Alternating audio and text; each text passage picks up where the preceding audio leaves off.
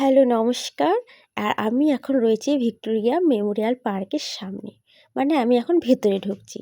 আর এই ভিক্টোরিয়া মেমোরিয়ালের যে কাহানিটা, সেটা কিন্তু অনেকটাই অসাধারণ আর অনেকটা সৌন্দর্য।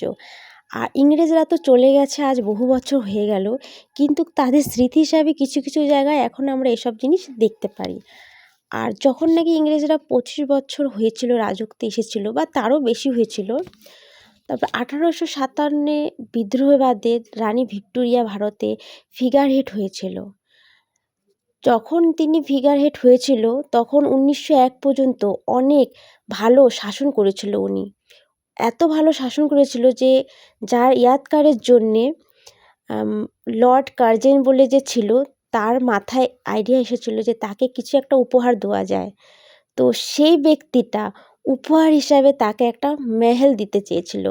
আর তিনি ভেবেছিল এই মেহেলটা যাতে দুনিয়ার ৭ তমের মধ্যে একটা টক্কর দেওয়ার মতো যেন হতে পারে। ঠিক আছে?